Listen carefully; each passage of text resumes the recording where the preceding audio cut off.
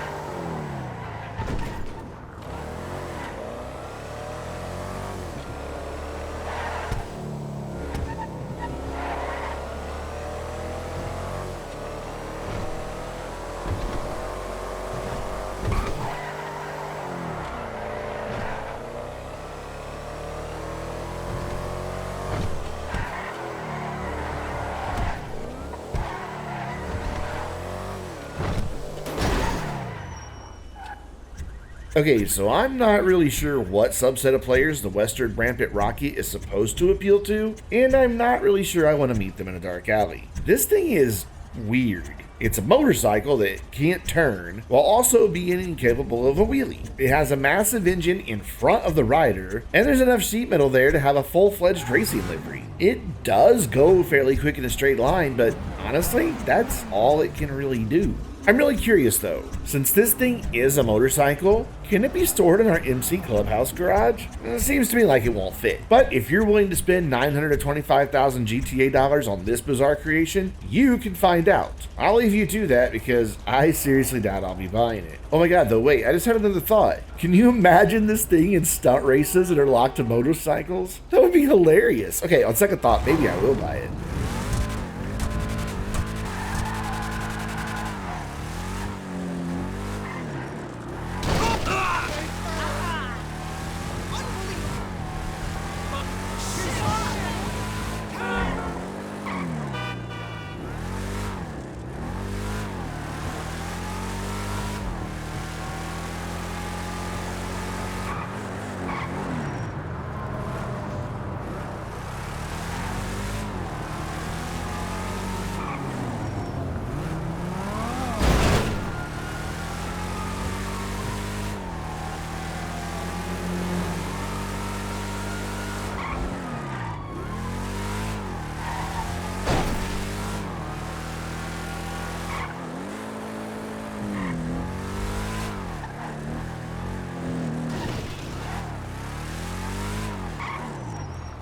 The Ocelot Jugular is the first unreleased vehicle to break the $1 million mark, draining your bank account of $1,225,000 GTA dollars. I really do wish that this car were in the sedans class instead of sports, because I truly believe that it could give the Shafter V12 a serious run for its money. Granted, the Jugular has a bit of a learning curve to tame it, but I have a feeling that it is a car that could be kept under control with just a little bit of practice. It can get just a little bit unsettled over larger bumps, especially in the city, so I am curious to find out how it will perform once Rockstar releases it as part of the drip feed. In the meantime, I can definitely say it's a nice looking car with enough customization choices to let your inner car designer run wild.